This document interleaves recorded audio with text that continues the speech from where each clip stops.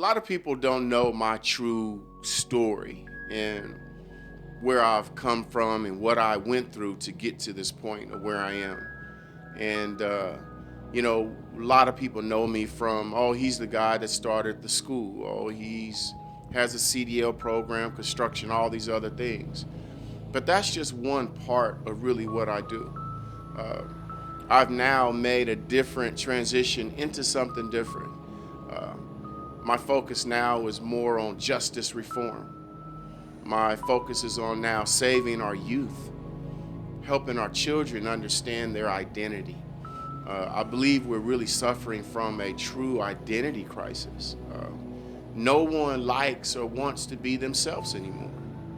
And we've made things that were historically good, we've turned them into bad. Like everything is bad, like the word love is bad, or good is bad, or, anything that's positive, we make negative. And why? I am so torn with that. We speak of young people, our youth, as if we can throw them away. Regardless if you like it or not, our youth are our future. So I want to remind you. So let's talk.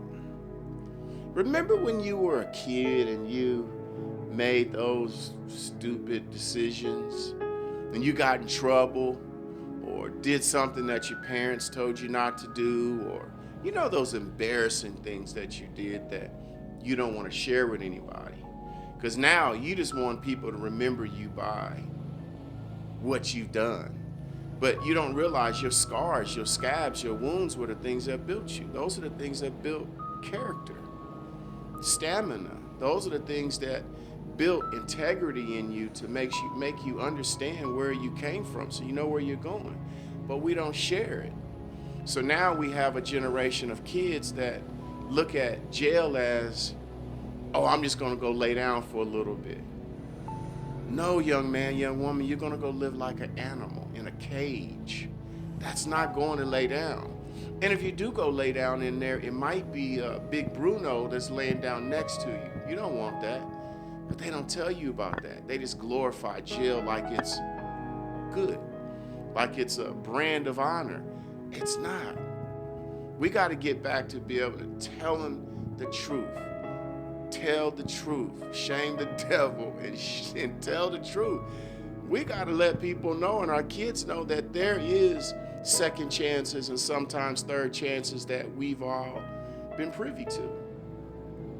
I've been shot. I've been to prison. I've seen things with these eyes that I wish I could erase. I've experienced things that I wish I never had to experience, but I thank God that I made it through. So that's why I pledge for the rest of my life to make sure that I do things to help our people, to help God's people, to help young men and young women, young men that look like me, that remind me of me. I'm not going to just ignore them. I'm going to make sure that I share the information, good and bad, about myself. So they can't say to me, oh, Mr. Byrd, you don't get it. Yes, I do, because I did it too. God just spared me. But he may not spare you. He may not spare your child, your nephew, your niece. And then you'll be the one now online talking about, here's a GoFundMe page so you can pay for a funeral because you didn't want to address the issues.